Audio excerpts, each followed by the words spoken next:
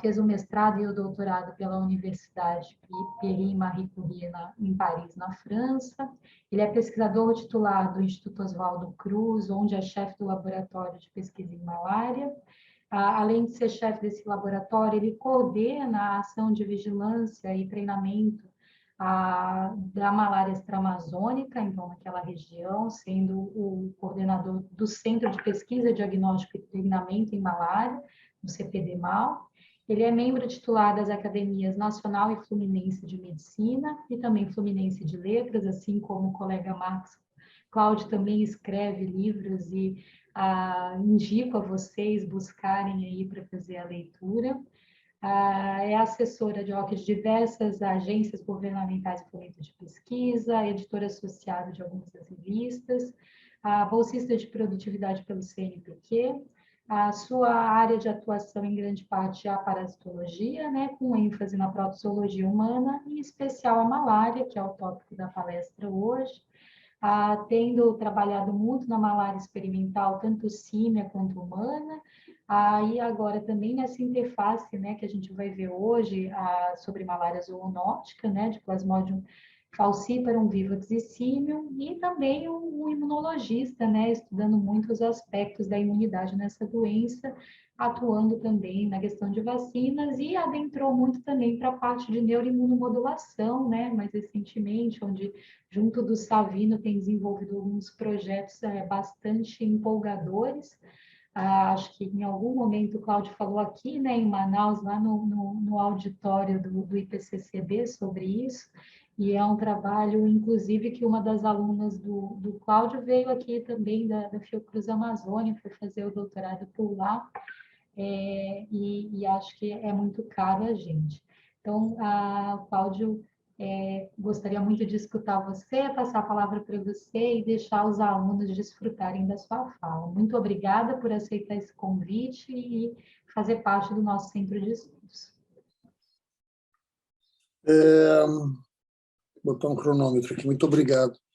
Stephanie, muito obrigado pela sua apresentação. A Stephanie também é uma pessoa brilhante, aluna de um amigo, ex-aluna de um amigo, que é o Fábio Costa, e que também que é ex-aluno também de um enorme amigo, muito querido, e um cientista extraordinário que o Brasil perdeu muito precocemente, que é o Maurício Martins Rodrigues, um verdadeiro amigo, um homem verdadeiramente inspirado e iluminador da pesquisa e das pessoas que ele treinou. Stephanie, obrigado pela menção ao Seminário La Verrandini. Nós deveríamos ter feito o ano passado e não fizemos este ano, e também não fizemos o 25º Seminário La Verrandini, vai ser o ano que vem, evidentemente por causa da pandemia, alguns de vocês conhecem, e é um evento destinado a alunos de pós-graduação em malariologia, e a Stephanie falou corretamente, com prioridade para alunos de áreas endêmicas. Então, vocês imaginam que a pressão é enorme por alunos de São Paulo e do Rio de Janeiro e Minas Gerais, porque o número de centros e de alunos é muito grande, e a gente consegue atender, eu diria que quase todos. Quando a gente não consegue atender naquele ano, a gente tenta atender no ano seguinte, mas a gente dá prioridade aos alunos de pós-graduação que vêm falar dos seus projetos de dissertação ou de tese. Também percebo aqui um monte de figurinhas que a gente está vendo, tem mais mulheres do que homens. Eu tenho um amigo no laboratório, um ex-aluno, Leonardo Carvalho, que disse que os comitês de equidade e paridade devem em breve ter homens, porque hoje o número de mulheres no Instituto Oswaldo Cruz já é maior do que o número de homens, evidentemente de alunas há muito tempo, já entre os pesquisadores já tem mais mulheres do que homens, entre os chefes de laboratório já tem mais mulheres do que homens, a diretora do Instituto Oswaldo Cruz é uma mulher, assim como a presidente da Fundação Oswaldo Cruz. Então, saúdo a vocês, mulheres que iluminam nosso caminho. Bom, vamos lá. Eu, como disse a vocês, como é que eu boto aqui grande tela? Como disse a vocês, como eu prometi, vou falar da malária na Mata Atlântica do Fluminense.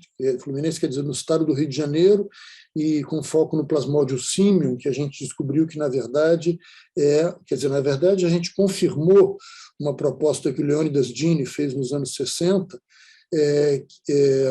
que essa malária é zoonótica e corresponde à infecção de um plasmódio simiano que teria passado para o homem. A gente vai contar, na verdade, como é que isso se passou nas próximas mensagens, nos próximos slides. A apresentação não mexe tão rápido. Pronto. Eu fiz uma introdução sobre a malária no Brasil, assim, cortando muito material, mas eu quero dizer para vocês que a Aniele, com vários outros colegas, inclusive o grupo de Joseli Ferreira, de Silvia de Sante, Mariana Araújo era da Secretaria de Vigilância em Saúde do Programa de Malária, Ana Carolina Santelli, publicamos esse artigo em 2014 nas Memórias, que eu acho que está muito interessante e que explica a história da malária no Brasil, e sobretudo fora da Amazônia, mas de muito grosso modo, a gente diria que no final do século XIX a malária estava presente em todo o território brasileiro, sobretudo ao longo da costa, mas, na verdade, também nas regiões amazônicas, no Vale do Rio São Francisco e na Baixada Fluminense, e isso já em 1910, e que isso se deve, evidentemente, à introdução da malária trazida, a gente vai ver, pelos nossos colonizadores. Esse aqui são duas informações, uma do Barros Barreto, João de Barros Barreto, tem um livro que eu não canso de comprar na estante virtual e oferecer para os alunos e para os amigos, e ele fez um cálculo, copiando um estudo que havia sido feito na Índia, e estimou que, na época em que havia 90 milhões de habitantes no país, existiam cerca de 6 milhões de casos, ou seja, 15% da população teria uma crise de malária por ano. A gente sabe que não é bem assim, que é distribuído em mais indivíduos, tem mais crises, né? Com 80 mil mortos por ano no Brasil. A gente vai ver, esse ano passado a gente teve 24. Então, houve uma evolução extraordinária desse tempo para cá. Né? Em 60 anos, em 80 anos, a gente conseguiu reduzir drasticamente a mortalidade. Já houve épocas em que dengue e agora a Covid matam muito mais, evidentemente, do que a malária, e isso é um problema, de certa forma, porque desvia a atenção das ações de controle, que devem ser sustentáveis, devem ser mantidas, independente das conquistas e dos resultados positivos. Bom, a Organização Mundial da Saúde propôs, em 1956, um plano de erradicação da malária. E isso foi bom, de certa forma, porque, de fato, erradicou a malária em muitas regiões e em muitos países, mas, de certa forma, esbarrou com dificuldades locais, e esse plano de erradicação teve que ser revisto cerca de 40 anos depois, pouco menos, mas, de qualquer forma, ela levou o Brasil, em 1960, a 36.900 casos, que foi o menor número que a gente já teve registrado no Brasil. Aqui do lado esquerdo a gente vê o Leônidas Dini, que era o chefe do laboratório central do programa de erradicação, que era financiado pela Fundação Rockefeller, e as ações eram sobretudo de engenharia sanitária, e a gente conseguiu, de fato, eliminar de vários locais. Né? Em 68, a gente considerou, ou se considerou, que a malária havia sido eliminada no estado do Rio de Janeiro, e esse mapa foi um mapa, esses mapas foram cedidos pelo Marcelo Vada, que é o coordenador do que abriga o programa de controle atual, que é a Coordenação Geral de Zoonoses, Vetores, etc., e mostra, em 1960, a situação da transmissão quase em todos os estados, né, com poucas regiões, como Pernambuco, Ceará, uma parte da Bahia, a fronteira com Goiás e os estados do Sul, né, e vejam que no ano 2000 a gente havia empurrado a transmissão para a região amazônica, e hoje eu diria que cada vez mais para a região para a região noroeste da Amazônia, e vocês percebem que esse gráfico à esquerda mostra em tonalidades de verde o que é alto risco, e aqui em tonalidades de tijolo o que é alto risco. Vocês percebem que mesmo as áreas de alto risco estão diminuindo e sendo concentradas e empurradas para algumas regiões, e o Amazonas, infelizmente, ainda é uma delas. Isso aqui para mostrar rapidamente um slide que foi mostrado pelo Marcelo Vada num seminário que a gente fez, na Extra-Amazônia, e lembrando que a meta as metas da ONU, do milênio, é até 2030 acabar com as epidemias de AIDS, tuberculose, malária e doenças tropicais negligenciadas e diminuindo a taxa de incidência de malária por 1.000 habitantes. E no Brasil, essas metas traduzem por um objetivo de registrar menos de 14 mil casos em 2030, nós estamos em 2021 e tem cerca de 124 mil, eliminar a transmissão da malária por falcíparo, esse é um plano que foi lançado em 2015, quando o número de casos era correspondente ao número que existia em 1978, eu acho, o menor número que a gente tinha registrado desde 2000, e reduzir o número de óbitos para 0 em 2030, o que acho que é uma ambição totalmente aceitável. Então, como eu disse, praticamente todo o território brasileiro tem condições de transmissão e estudiosos da área de entomologia identificaram cerca de 60 espécies de anofelinos que são capazes de agir com vetores primários ou secundários no Brasil. Quando a gente fala de transmissão, a gente tem que frisar a questão de dois conceitos. A primeira é a receptividade, que é definida pela presença, pela densidade e pela longevidade do vetor. E a vulnerabilidade é causada pela presença ou a chegada de portadores, humanos ou não, eu faço questão de frisar, de plasmódio na região. Então, como a gente tem áreas que têm a capacidade de transmissão, porque são receptivas, e tem os vetores, a chegada, e mesmo que não haja transmissão, a chegada de um portador de plasmódio pode gerar pequenos surtos, e mesmo reinstalar, teoricamente, a transmissão em área de onde ela já foi eliminada. Então, reparem esse trabalho que foi feito pela Camila Lorenz no Malária Diurno de 2015, mostrando a distribuição. Primeiro, aqui do lado esquerdo, a gente tem os diferentes biomas, né? A floresta amazônica, Caatinga, o Cerrado, a floresta atlântica, em toda a costa, né? Praticamente do Rio Grande do Norte até o Rio Grande do Sul, né? E aqui do lado direito a gente vê a transmissão com grande parte do território coberto pela presença de Anopheles darlingi e na região de costa atlântica, inclusive até o Amapá, a presença do Anopheles kertésia cruzi e Anopheles kertésia bellator, que a gente vai ver são importantes na transmissão da malária na Mata Atlântica. O Ricardo Lourenço me deu essa figura, que é um desenho feito pelo Leônidas Dini, que gostava muito de fazer desenhos. Eu poderia ter posto aqui um desenho dele mesmo, é uma caricatura, é uma charge que ele fez dele mesmo conversando com um habitante da Amazônia. Enfim, e aqui são as diferentes localidades de criação do Anopheles darlingi, do Anopheles cruzi. Vocês vejam que a presença de bromélias em árvores, em regiões encarpadas, que isso determina alturas diferentes, e às vezes, não sei se aqui você está vendo, imagina que um cara que esteja aqui, ele está na mesma altura do pé dessa árvore e na mesma altura da copa dessa árvore. Então, isso faz com que haja proximidade dos vetores, como o Anopheles cruzi, que é perfeitamente capaz de picar tanto primatas não humanos quanto humanos, tanto na copa das árvores quanto na base das árvores, no chão, e por isso mesmo o guarda florestal que teve malária e fez com que o Leônidas Dini descrevesse o primeiro caso. Evidentemente não tinha nenhum método molecular, e ele descreveu com base em sutis diferenças, que a gente também colocou num artigo que a gente vai falar já, onde a gente descreveu esse surto de malária por plasmódio símio, graças à competência na análise parasitológica dos plasmódios, feita pelo Ricardo Lourenço e pelo Sidney Silva, que é um colega que trabalha também no Centro de Pesquisa, Diagnóstico e Treinamento, que é a referência para a malária na Extra-Amazônia. Anopheles obitarsi, bellator, também bromélia, só que em planaltos, planícies, e o Anopheles aquasalis em água salobra.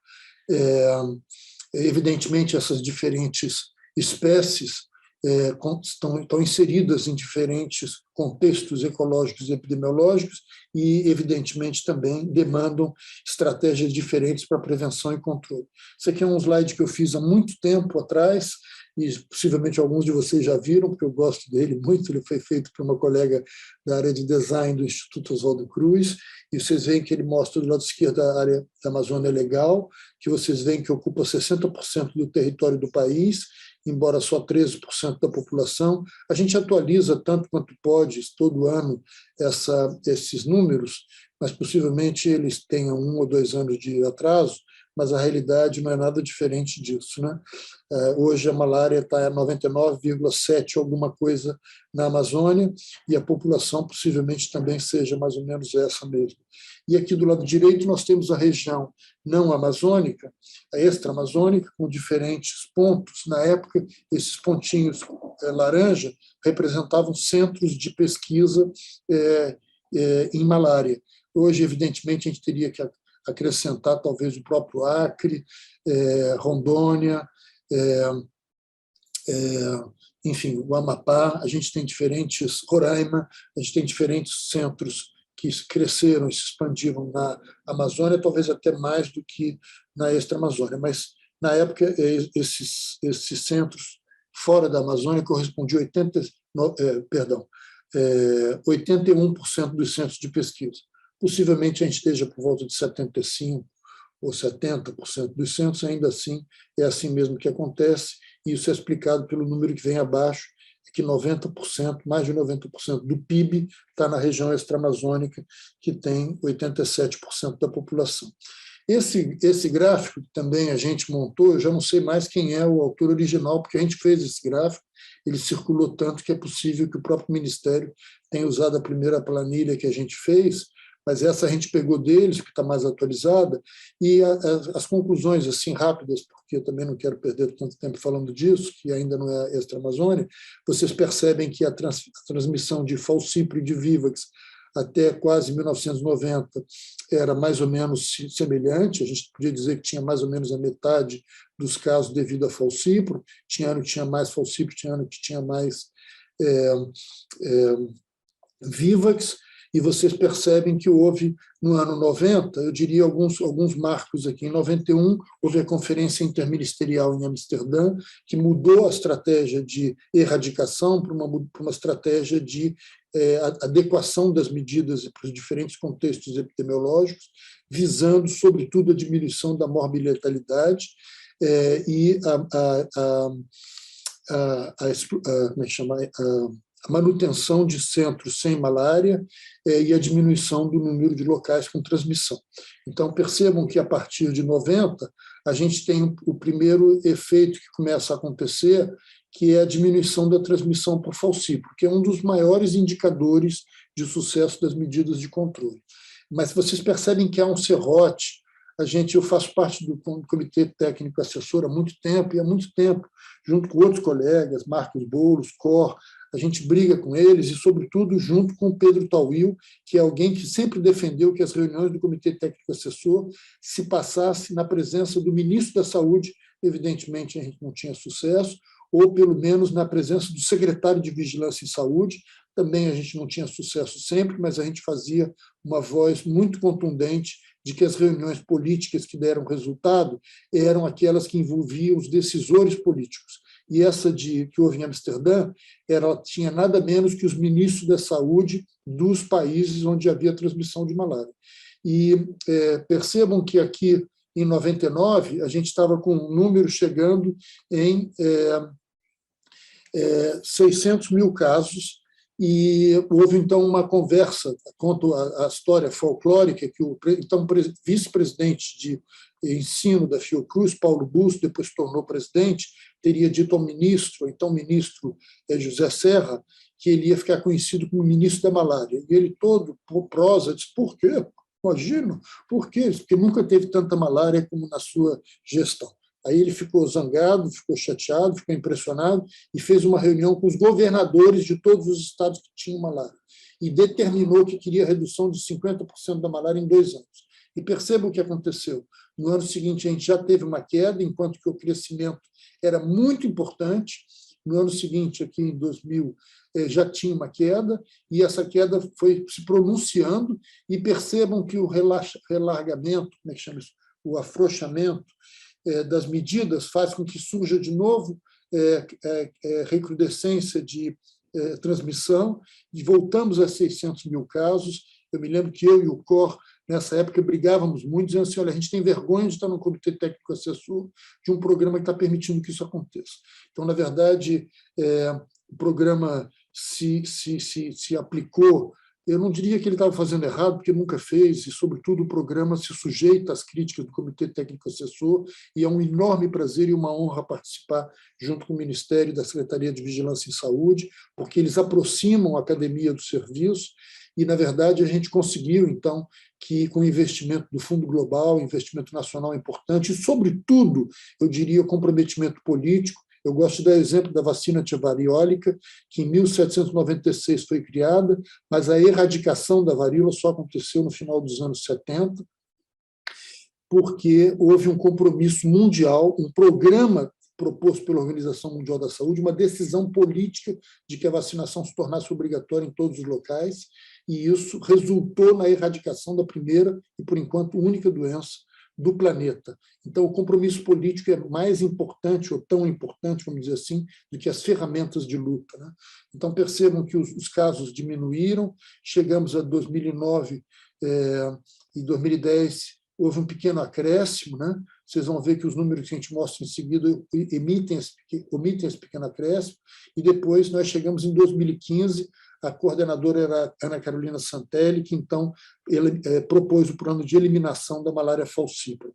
Repara que a gente tem hoje, eu diria que por volta de 10%, 15% da malária do país transmitindo por falcíparo, mas percebo aqui em 2020 que tem um pequeno acréscimo, que me faz crer, como eu estou dizendo a vocês, que a transmissão por malária falcíparo é um reflexo do sucesso das campanhas e das estratégias de controle. Possivelmente esse decréscimo esteja mais relacionado a uma questão de registro e mesmo de menor exposição das pessoas diante da pandemia, do que verdadeiramente sucesso das estratégias de controle. De qualquer forma, a gente voltou a ter números menores, não ainda no patamar que a gente estava em 2015. Então, isso também já está dito aqui. Nossa proposta é a eliminação da transmissão do falcíparo nos próximos 15 anos, e isso bate com os Objetivos de Desenvolvimento Sustentável da ONU, que é a redução do número global de casos em pelo menos 90% até 2030, com eliminação da transmissão da malária em pelo menos 35 países. Então, reparem o que está acontecendo aqui. Alguém que me ajudou a fazer esse slide, muito malandramente tirou 2010, onde teve aquele pequeno acréscimo, mas, em linhas gerais, a gente estava conquistando reduções progressivas, até que em 2017 teve um acréscimo abrupto e importante, que nunca a gente soube explicar verdadeiramente qual é a razão. E aí uma coisa preocupou muito a gente, é que se a gente não sabe por que está aumentando, possivelmente a gente não sabe direito também por que está caindo, então a gente tem que ser mais prudente na análise, ou pelo menos na atribuição da redução como resultado das estratégias, das ações que vêm sendo conduzidas para a redução dos casos. Então, esse é o cenário atual, esse é o mapa atual de 2020. Reparem que a gente tem 301 casos em 17 estados da extra-Amazônia, contra 145 mil, quase, na região amazônica, que eu disse, hoje responde por 99,79%, então está certo, 99,8%, que está no mapinha verde lá da Amazônia e extra-Amazônia. Reparem que uma outra conquista das ações foi o decréscimo do número de casos o decréscimo do número de casos hospitalizados e de óbitos. A gente teve, em 2020, 24 óbitos. Isso é uma verdadeira conquista, se considerar que a gente saiu de uma estimativa de 80 mil casos, de 80 mil mortos em 1940. Não foi isso que eu falei? Então, reparem aqui as hospitalizações, saímos de 21 mil em 2000 para chegar em 1.344 mortes em 2020. Aqui eu quero chamar a atenção de uma coisa que vocês estão percebendo. Eu disse que nós temos 145 mil casos na Amazônia e 301 na extra-Amazônia. Então, reparem que 11 mortes na extra-Amazônia representa um percentual muito maior do que o número de mortes na Amazônia. Isso é uma coisa que nos preocupa muito, né? A Otília Lupe é uma colega também do CPD-MAL, ela trabalha na parte de clínica, no ambulatório de doenças febris agudas, que é liderado pela Patrícia Brasil, e ela fez essa estimativa, dizendo que se você estiver sentado num pronto atendimento de um hospital geral no Rio de Janeiro, como o Hospital Federal de Bom Sucesso, e atendendo pacientes, ele tem uma chance 20 vezes menor de dar de cara com um caso de malária do que com um caso de leucemia aguda, por exemplo.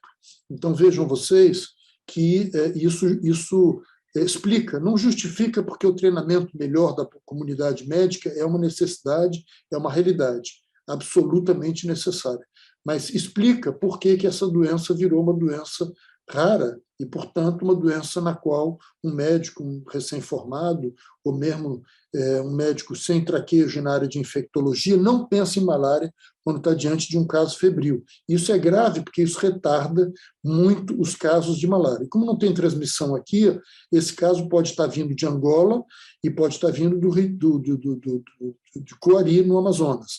Então, em Coari, ele tem hoje uma chance de 85% de ser uma malária por Vivax, mas em Angola ele tem, ao contrário, mais de 90% de chance de ser uma malária por falcíparo. Então, se você atrasa o diagnóstico, vocês imaginam as consequências dramáticas. Ela também fez o cálculo, isso foi em 2014, que as chances de achar um caso de dengue era 174 vezes menor nesse ano, e se tivesse sido no ano anterior, que é um ano epidêmico para dengue, as chances seriam por volta de 2.000 vezes menor. Então, frequentemente, e a gente teve mortes, com essa justificativa, a senhora está com dengue, procura um infectologista. E a pessoa morreu, mesmo dizendo que tinha vindo de Angola ou de Moçambique. Aqui, repare, esse é um quadro também bastante real, feito pela própria coordenadoria da SVS, do Ministério da Saúde. Reparem que o percentual de casos com diagnóstico acima de 96 horas, quer dizer, mais do que 4 dias para você fazer o diagnóstico, é variável e, sobretudo, muito grande. Reparem que em São Paulo, 95% dos casos são diagnosticados com mais de 96 horas após o início dos sintomas. 57% no Rio de Janeiro, 29% no Mato Grosso do Sul, 81% em Goiás, 100% no Distrito Federal, 100% no Piauí. Então, reparem que a chance, portanto, de você morrer porque contraiu malária, e não importa onde, e está numa região extra-amazônica, e tem essa proporção aqui. Já foi de mais de 200 vezes, em 2020 foi de 170 vezes mais provável que você morra se você estiver no Rio, São Paulo, Minas Gerais, Goiânia, Distrito Federal ou Natal e tiver com sintomas de malária. Isso em geral, sem considerar que seja falcíparo ou Vivax. Então, em função disso, a gente tem que considerar que os casos que chegam nessa região onde não tem transmissão na extra-Amazônia podem ser importados, tanto geralmente viajantes, geralmente primo-infectados, que vêm tanto da Amazônia brasileira quanto do exterior, e a presença de grandes empresas de mineração, de refinarias na África, mesmo na Ásia, são fontes de casos de malária, sobretudo por falcíparo, e eles, portanto, esses casos importados têm maior gravidade do que os casos da própria Amazônia e os casos autóctones da região extra-amazônica, e o risco de reintrodução é grande. Eu queria falar que, quando chega um caso importado, ele pode gerar casos introduzidos, que são casos de pessoas que estão na região e se infectam porque chegou alguém trazendo o parasito para aquela região que é receptiva, como eu já disse, porque tem a presença do Anófilis. Então, essas regiões são em planaltos, planícies, em áreas que já foram endêmicas e derivam de casos importados. Então, portanto, a gente pode identificar o caso índice, e eles são muito frequentemente Plasmodium vivax com comportamento semelhante aos casos de Plasmodium vivax de outras regiões, e o Anófilis, que faz a transmissão, é sobretudo o Anófilis darlinge, que é o principal, se não o vetor quase único, capaz de transmitir dentro das casas e na proximidade das casas, e os Anófilis aquasalis e do complexo albitarse, sobretudo em toda a região da costa, E o que é importante dizer aqui é que, como é a introdução de um caso que veio de fora, as ações de bloqueio cessam a transmissão. Então, geralmente, as secretarias de saúde e os LACENs mobilizam ações de controle e conseguem controlar a transmissão que foi introduzida. A gente teve recentemente um caso de surto, um surto em Itabela, um surto em Miguel Alves, no Piauí e na Bahia, e esses casos, inclusive, mobilizaram as ações nossas, e esses casos são perfeitamente debelados com ações que visam o controle, a busca ativa dos casos, dos contactantes, e a luta antivetorial, inclusive, mas, sobretudo, o tratamento dos contactantes, e a gente consegue eliminar esse foco. Tem um outro tipo de caso, que é o que a gente vai falar aqui, que são os casos ditos autóctones. Eles não têm relação com casos índices, a gente não consegue identificar um caso índice, ele está lá, geralmente são em visitantes das regiões, e a transmissão é sazonal, sobretudo no verão, tem um padrão cíclico. O anófilis que está envolvido é o anófilis Kertésia, tanto Kruse quanto Bellator, e a transmissão são parasitos Plasmodium vivax ou Plasmodium malariae, ou Plasmódia morfologicamente idêntico ao Plasmodium símio ou Plasmodium malariae, que são, respectivamente, o símio e o brasiliano. O que é importante dizer aqui é que essa transmissão não é controlada por ações de bloqueios pelos programas de vigilância. A gente não consegue diminuir a transmissão nesses casos. Então, isso aqui mostra a região de Mata Atlântica do país, em 1500, 15% do território nacional, então, estava sob influência, a gente diz, de área de Mata Atlântica. Hoje, só 8% da floresta atlântica permanece, mas é importante dizer que, ainda assim, cerca de 62% da população brasileira vive em áreas sob influência da Mata Atlântica. Como o estado do Rio de Janeiro, nós não temos transmissão na cidade, mas tem transmissão em várias cidades, vários municípios que estão dentro da floresta e muito próximo da floresta.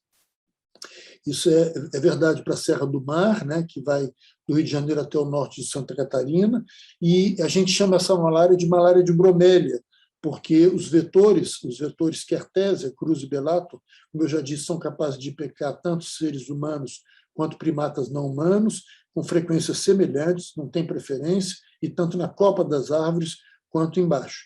E é importante dizer que o Kertésia cruzi é a única espécie que foi encontrada naturalmente infectada pelo Plasmodium vivax, símio, e malária brasiliana. Essa foto aqui é feita pelo Vigenilton Vieira, e à direita é a Aniele Pina Costa, que fez numa das inúmeras missões que elas fizeram, inclusive com a Denise, que está aqui presente, com os colegas de Belo Horizonte, com quem a gente tem uma interação muito ativa e muito produtiva no estudo dos primatas não humanos. Aqui já é mostrando o que aconteceu em 2015. Aqui embaixo, vocês percebam que havia tido 15 casos de malária visto na região, no Rio de Janeiro, no Instituto Nacional de Infectologia, de 2007 a 2014.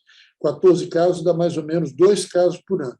De repente, em 2015, a gente tinha 73 casos, um pouco mais da metade foi atendido na Fiocruz, e dos autóctones, 75% foi visto no Instituto Nacional de Infectologia, pelo grupo da Patrícia Brasil, e isso incluía a Aniele Pina, que tinha acabado de defender a tese dela sobre a transmissão, sobre malária na extra-Amazônia, e chamando a atenção para os casos de autoctonia. Isso aqui em 2016, um pouco menos. Vocês percebam que aí já a divulgação desses casos de malária foi tão importante que houve uma maior procura de indivíduos para fazer diagnóstico de malária. 87% dos casos autóctones, portanto, foram vistos na Fiocruz.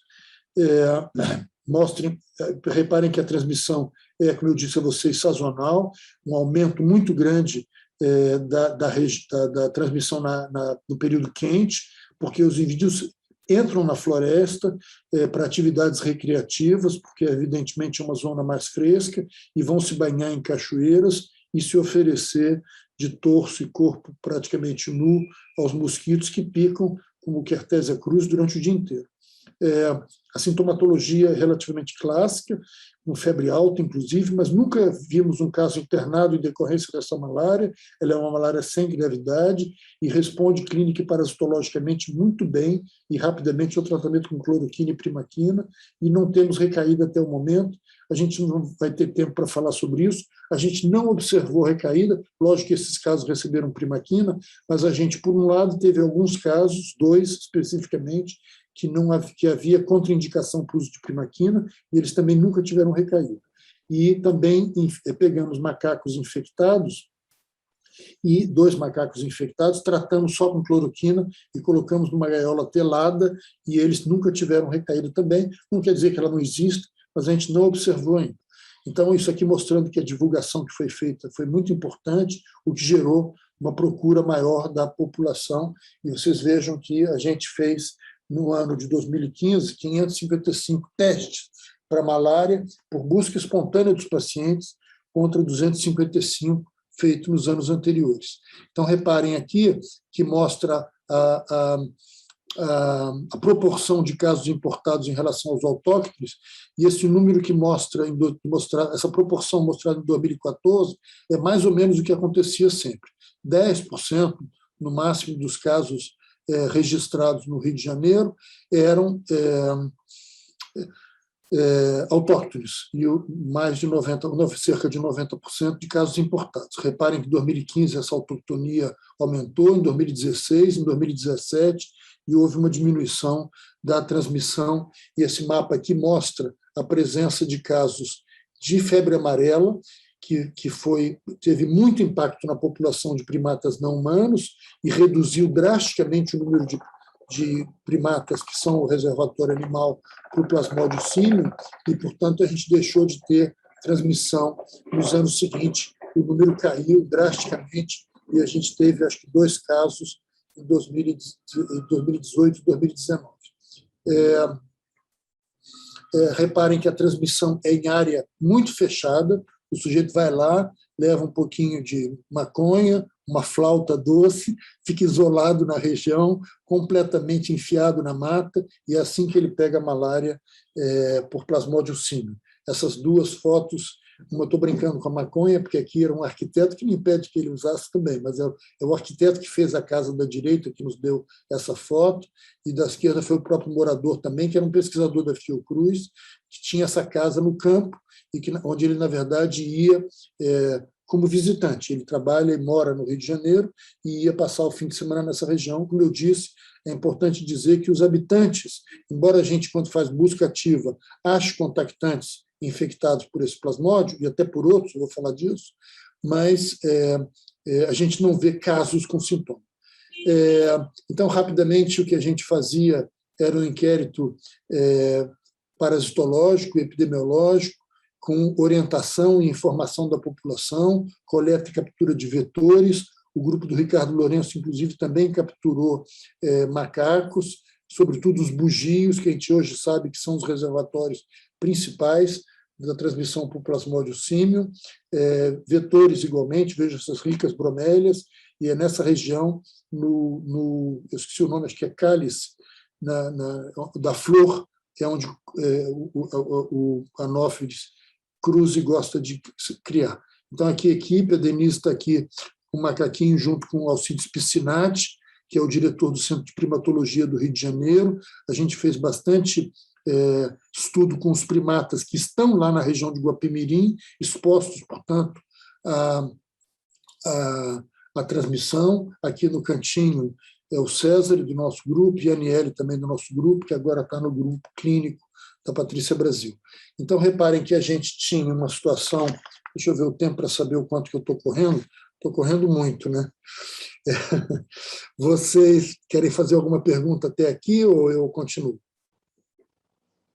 Eu já gastei 36 minutos, eu tinha pedido 1 hora, mas eu vou ficar, eu acho que provavelmente, entre 40 e 50. Vamos lá.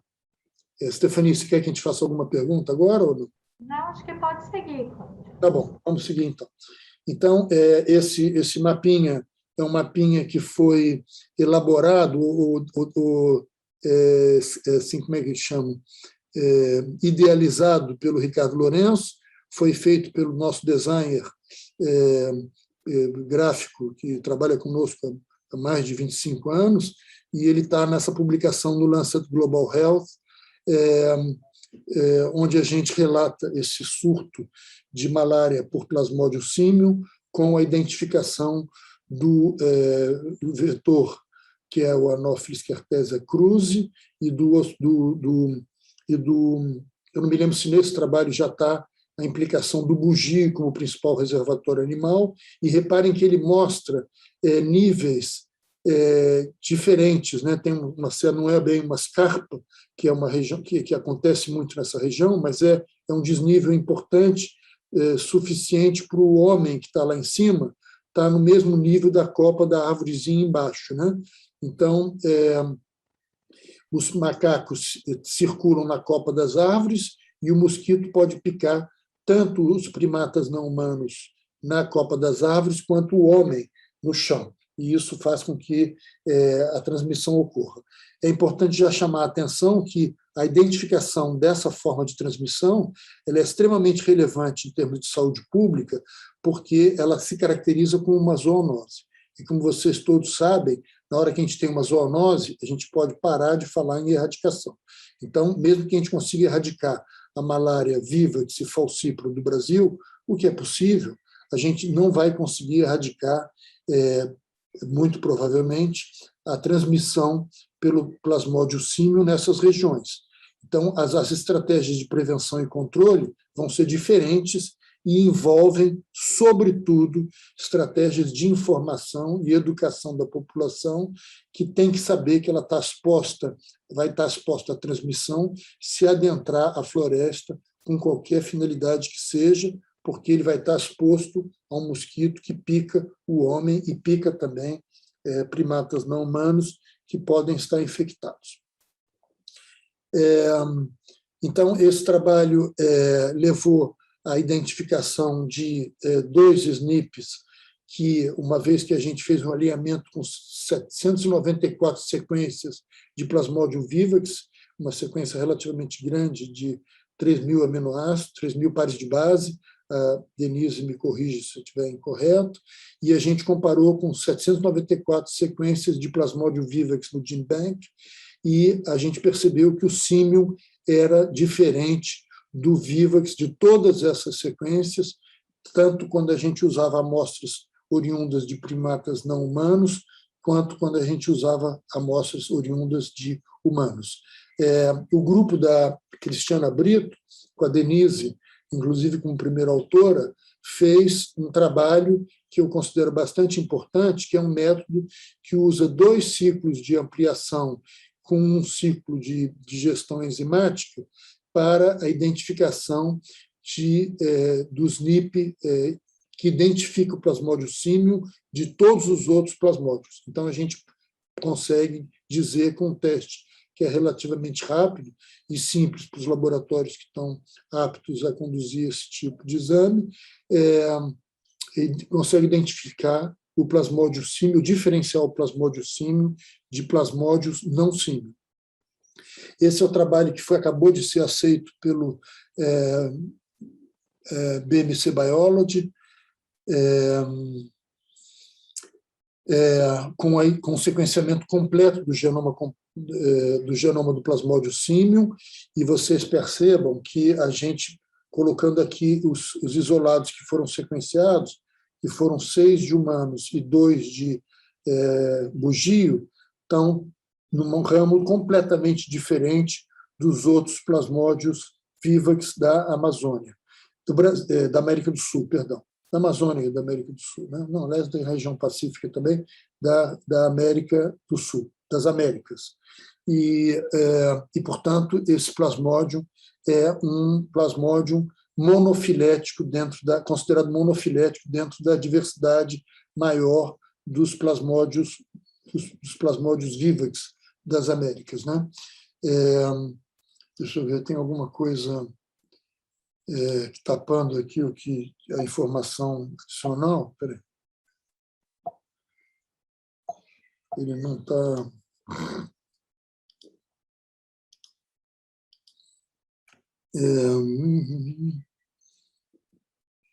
Bom, enfim. Então, vamos lá. Difícil, ele não obedece muito, mas clicando ele vai.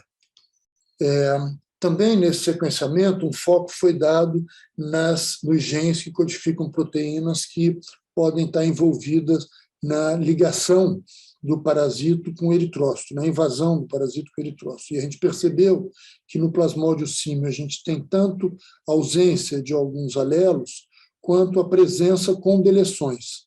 E esse trabalho permitiu concluir que a DBP1, por exemplo, ela está presente com deleções que aparentemente estão envolvidas com a adaptação dos parasitos nos humanos. Então, esse dado também está nesse trabalho que acabou de ser aceito.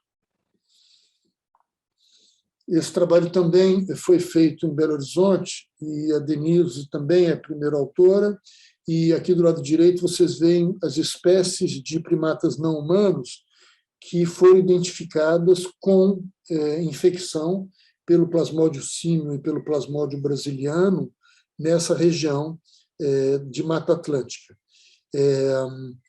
Aqui isso contempla todas as informações disponíveis, as setinhas nessa árvore filogenética com uma representação peculiar mostram aqueles que foram identificados pelo nosso grupo, e as bolinhas representam identificações que haviam sido feitas anteriormente de espécies carreando infecção por essas espécies plasmodiais.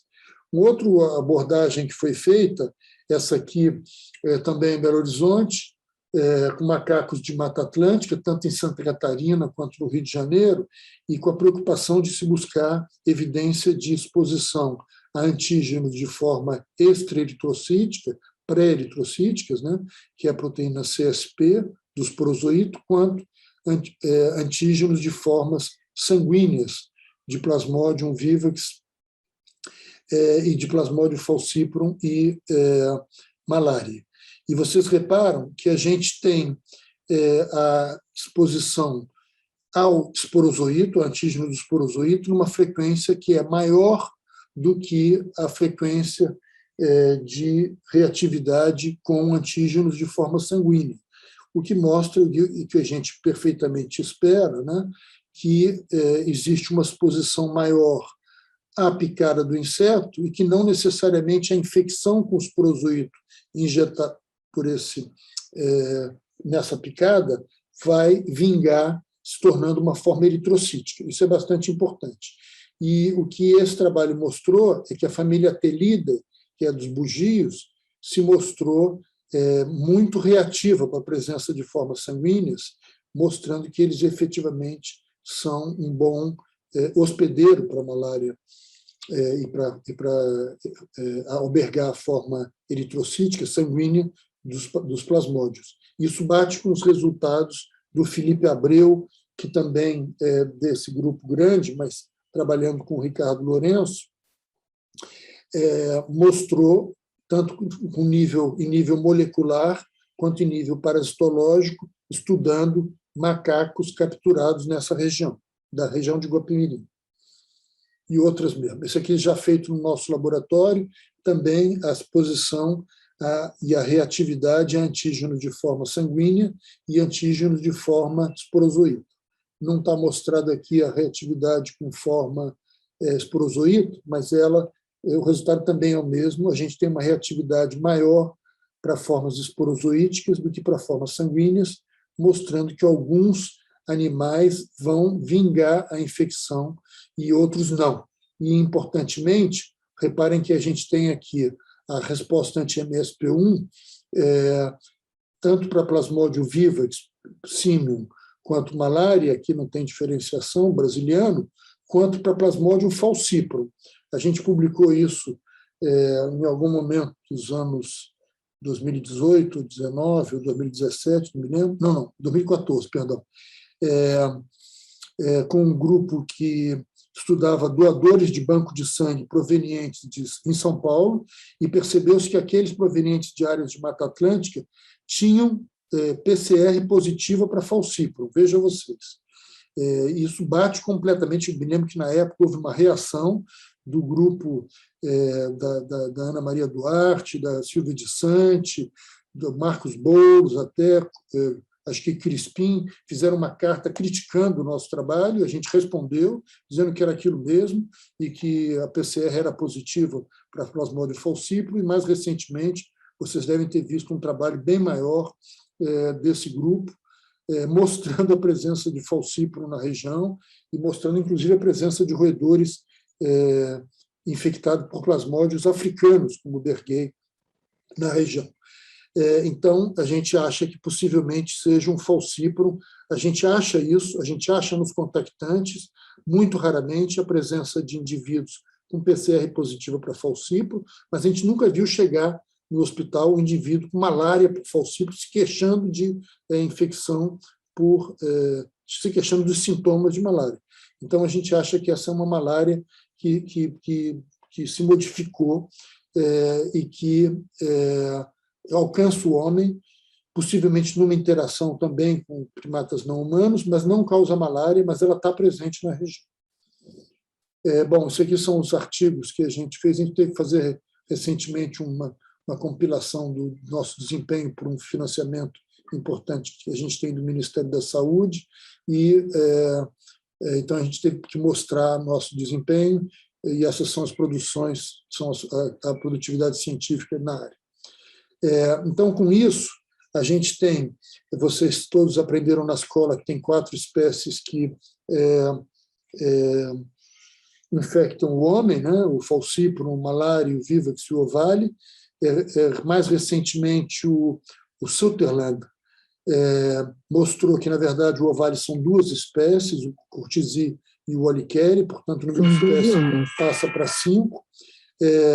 O Plasmodium knowles, vocês todos ouviram falar, ele foi descrito em 27, mas o grupo de Singh, em 2004, mostrou que ele causava malária, inclusive malária que tem bastante gravidade, primeiro porque a frequência é muito maior que você consegue detectar a infecção, por exemplo, pelo símio, e, sobretudo, porque ela tem gravidade e pode matar os indivíduos, inclusive porque ele tem um ciclo que dura não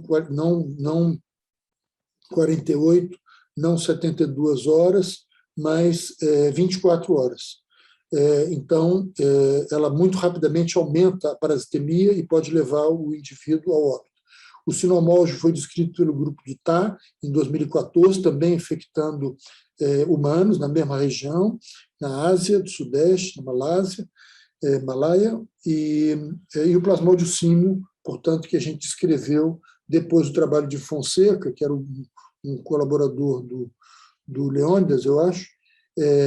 A gente, em 2017, pôde mostrar, na verdade, aqui eu devo dizer Brasil e Zales, que é um segundo autor com status de primeiro, junto com Patrícia Brasil, em 2017. Então, o importante dessa informação é que nós temos 3 espécies simianas hoje, que a gente sabe que causam malária humana, e isso faz com que a gente não possa mais falar em erradicação, embora eu confesse a vocês que acho que esse problema no Brasil é um problema menor, porque a área tem uma transmissão relativamente limitada e depende da introdução e do ingresso, da penetração de indivíduos, sobretudo visitantes, em área de transmissão na floresta. Então, o grupo é um grupo hoje bastante grande, eu não atualizei esse slide, mas aqui é o grupo da Patrícia Brasil, é o grupo da clínica, e aqui é o grupo que eu botei nessa apresentação recente. Aqui embaixo, do lado de esquerdo, está o Arnab, em algum lugar deve estar o Richard Culleton, não estou achando, Denise. Não estou achando. Sim, está aqui de blusinha cor de abóbora, disfarçado de brasileiro, do lado da Olga, que é uma colega grega, que também trabalha junto com esse indiano nessa universidade na Arábia Saudita, e o Culleton é inglês, que trabalha numa universidade japonesa, e vários colegas, tanto de Guapimirim, quanto do Instituto Oswaldo Cruz, quanto do SEMP em Belém, quanto de Belo Horizonte, e a nossa equipe no CPD-MAL e no Centro de Primatas do Rio de Janeiro. Então, termino dizendo a vocês, sobretudo agora que a gente está falando que a gente vê casos de malária que chegam numa região, vocês não precisam saber disso, porque vocês sabem, mas a gente não tem parado de repetir que febre pode ser malária. Em 2000 e tanto, não me lembro quando, o Ladislau, que era então o coordenador do Programa Nacional de Controle, Prevenção e Controle de Malária, fez um livrinho e distribuiu para todos os cerca de 300 mil médicos fora da Amazônia. E eu disse para ele, quantos livrinhos você fez? Ele disse, 300 mil. Eu disse, olha, eu achava que você, em vez de fazer o livrinho 300 mil vezes, podia ter impresso a capa 1.200.000 vezes e mandado a cada 3 meses para as mesmas pessoas, porque a informação principal está aqui na capa. Se todo médico que não é infectologista, que está arriscado a passar ao largo de um caso de malária, entender e lembrar que febre, mesmo numa região sem malária, pode ser malária, nós vamos estar salvando vidas. É isso. Agradeço imensamente a vocês pelo tempo. Acabei não usando o tempo todo que eu te pedi, mas falei 53 minutos, que deve ser o suficiente para vocês estarem loucos para agora falar ou ouvir outras pessoas. Muito obrigado.